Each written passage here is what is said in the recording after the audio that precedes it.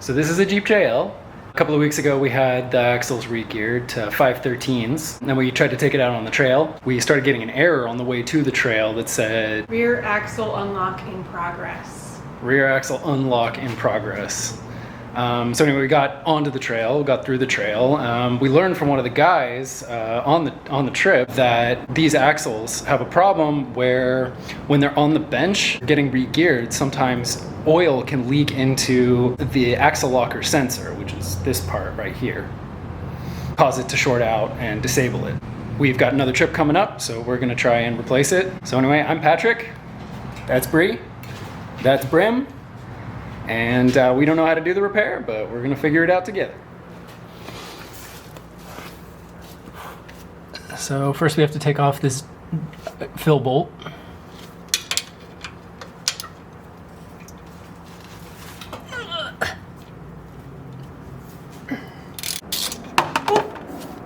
Okay. So then we have to take off the drain plug.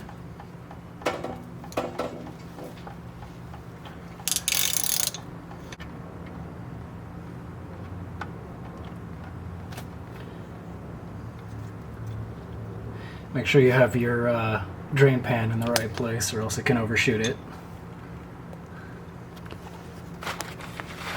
So we're going to take off this diff cover. So because there's still going to be a bit of oil pooling in the bottom of the differential, what we're going to do is take off all but like the top two bolts. And then we'll just pry the diff cover open a little ways to let the remaining fluid out.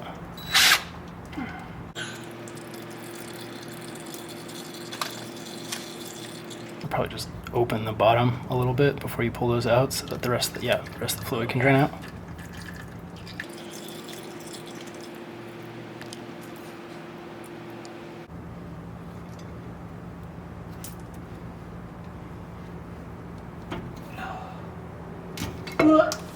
A little heavier than you expect? A little bit. And dripping. Mm-hmm. You want to, I guess, grab me a paper towels or something? Alright, so now we're inside the diff. Can you point out the part? It's this bad boy right here. Yeah. I can barely see because it's so dark, but that's the part right there. So we gotta remove that guy.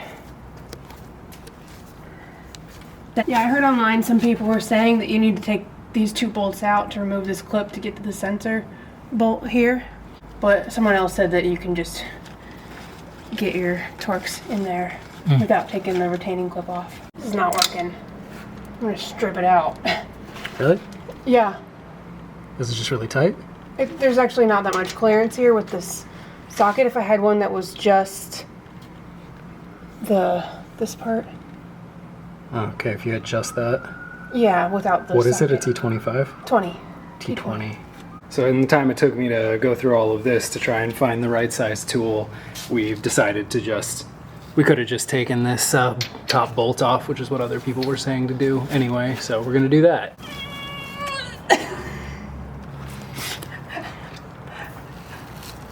Let me know if you need help. No.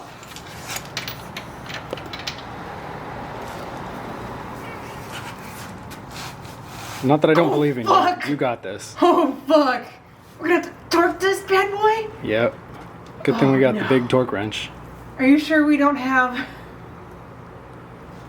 What's that? Are you sure we don't have a T20?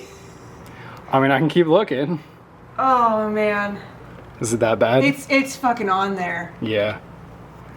I need a bigger wrench to do this. Okay, I'll keep looking. So, we just happen to have this long screwdriver that we just went to Ace Hardware for. Oh my god. Did you get it? Wow. Yay! So then, it just kind of comes out somehow. Ah! Like that. Like that.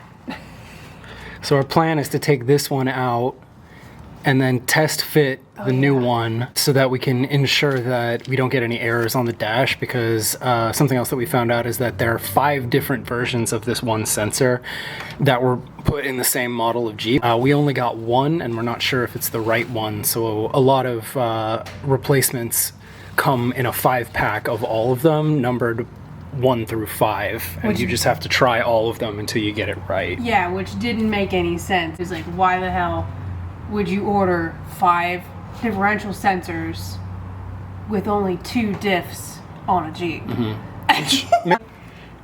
So what are you saying? You want to add like a couple more inches of lift and put 40s on it? Oh, why are you thinking so small? I was thinking we'd go right up to like 50s. 50s? Nice. Make it into a monster truck. Yeah, monster Jeep. Yeah. So I think you just pop this out like the rest of them. Boop. And then push and pull.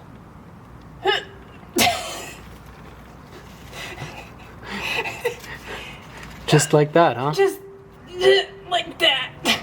Because there's like a little... This turns into a button you push, and it's supposed to just release, and not a single one of these fucking quick releases has been quick or easy. They never are. Do you actually want to help me with that? Yeah, sure. Since I know how good you are at getting these little clips off. Oh, like I break every single one I touch? No, that's me. I guess it's a problem we both have in common. Yay! Yeah, and that thing is full of oil, Yeah. if you look at it. Hard to tell, but I believe you. Yeah. Should we clean off the magnet? Yes, yeah, I think we should probably clean off the magnet too. So we're gonna plug the other one in? Yeah, so we'll plug in the other one. Okay. Keep going. Okay. So this is a new sensor that I bought on eBay. I'm not sure if it's the right one, so we're gonna test it out. I'm not sure which number 1 through 5 this is. It's a little weird because on the Jeep forums, nobody seemed to be having any issues about this 1 through 5 thing. So I don't know. Well, Only one way to find out. This way. Okay. are you gonna bother screwing it back in, or just kind of place it? No, And then I think I'm just gonna place it in here. and then we'll just turn the car on and see if it... Right. Wait. Yeah, it goes this way. Wait, compare it with the other one? I guess I didn't even bother to check the part number. 100-31393 FCA, and then this one that we took off the Jeep is actually a 181-511-31641, and this new one that I got is a 233-2016-2952. We'll put those numbers in the description. Yeah. There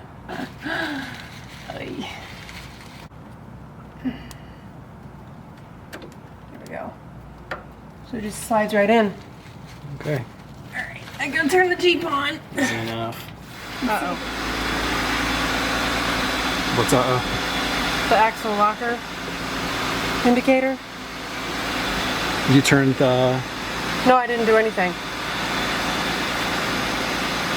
All I did was turn the Jeep on. So this is not the right sensor. So we got a flashing light there. So that probably indicates that it's the wrong sensor. Yeah, that's what I think. Okay, so we're gonna have to try and get another sensor. Yeah. That sucks. Yep.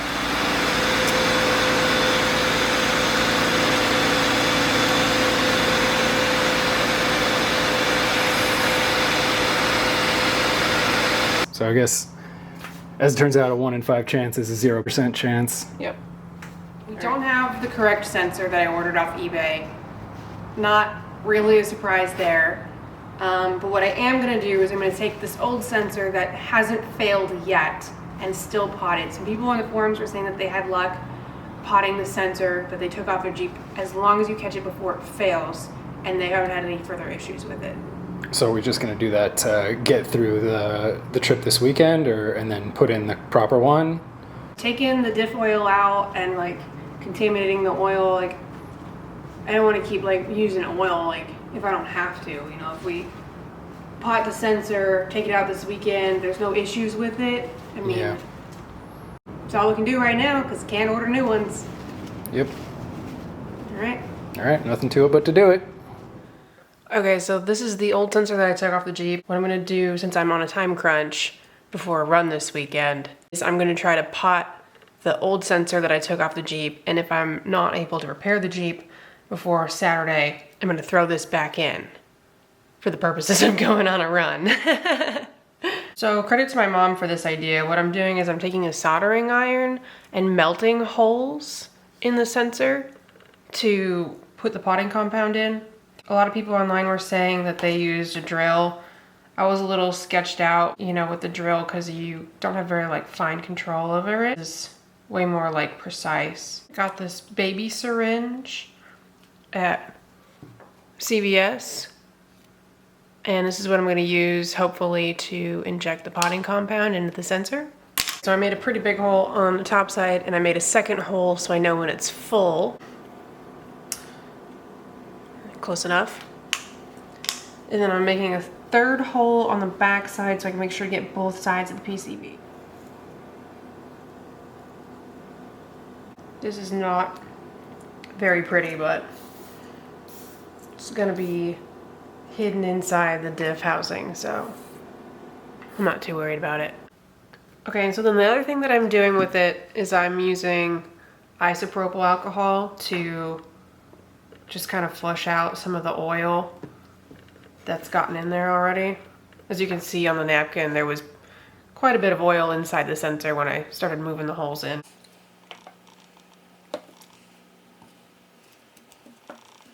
Next, what I'm going to do is I have some DP270 potting compound. It comes in black or clear. I don't think there's any difference between the color. So I got black because it was cheaper.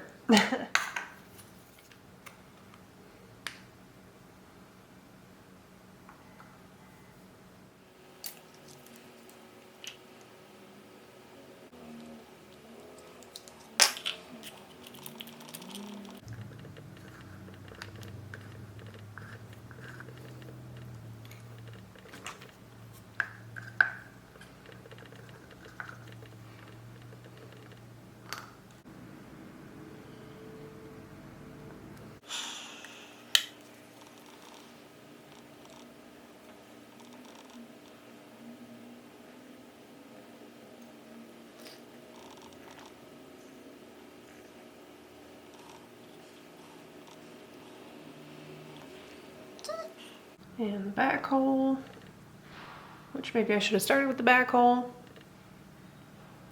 Oop. Well, I guess that's it. And now we wait 24 hours for it to cure. All right, so this is the most exciting part of any car project.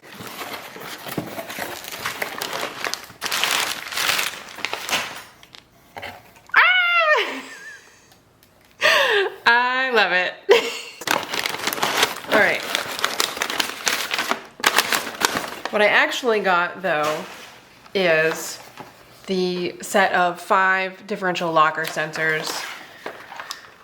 And since the one that I ordered on eBay was the incorrect part number, and so what we're gonna do is take all 5 of these sensors out to the Jeep, plug them in one by one, and test to see which one doesn't give an error. One thing that I was really curious about, though, is what the part numbers on these sensors is gonna be, and if any of them match the part number on the sensor that I pulled off of my Jeep. One's a little broken. I hope it's not number 1. 2024-0828. See, this is not even close to the part numbers on the sensor that I took off. Okay, weird. The one that says number 1 on it is a different part number, and it's a little broken. That sucks. I guess there's nothing else to do right now other than just go test them out, and hopefully it's not number 1. Alright, so I went out to the garage and I decided that since the number 1 sensor was broken, I would start with number 5, and I somehow managed to guess the correct sensor for my Jeep on the first try. It's a number 5. I tested number 4 as well, And I still had the blinking light when I put number 4 into the Jeep. Now what I'm gonna do is take this new sensor that hasn't been contaminated yet with, you know, gear oil full of metal shavings. I'm gonna melt 2 holes in the top and 1 in the back and fill it full of potting compound. I'm not sure if this one's potted or not already.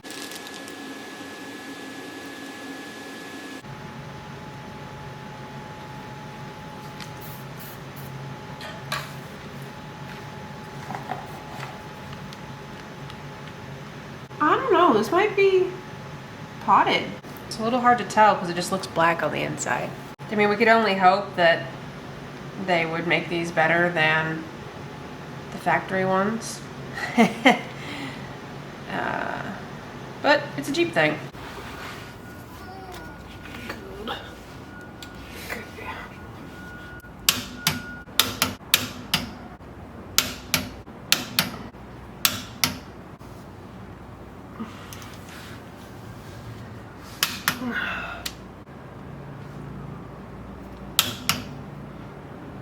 Last one.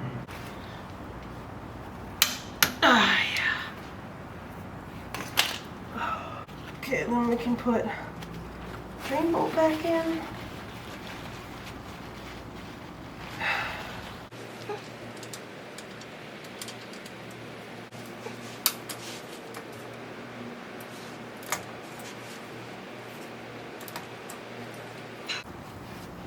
Oh God. It's everywhere.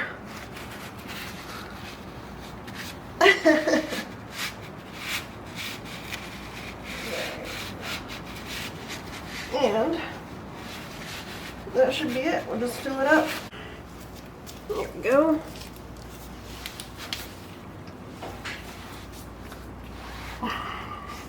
Hope none spills out.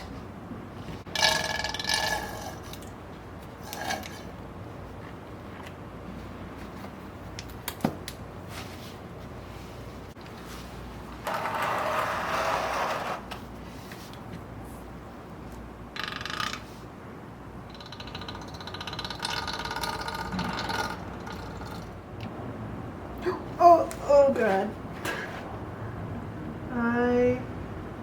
This is why I don't do my own oil changes.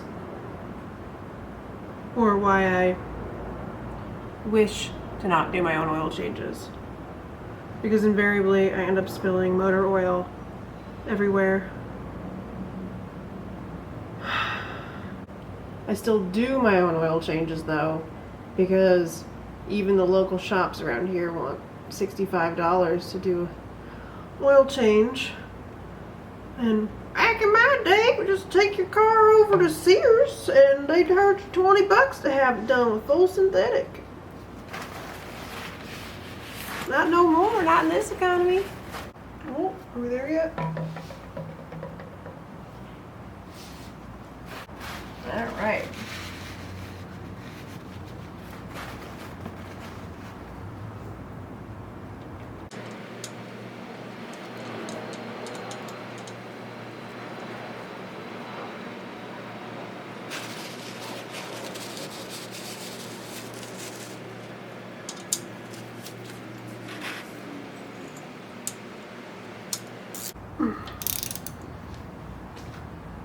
There we go.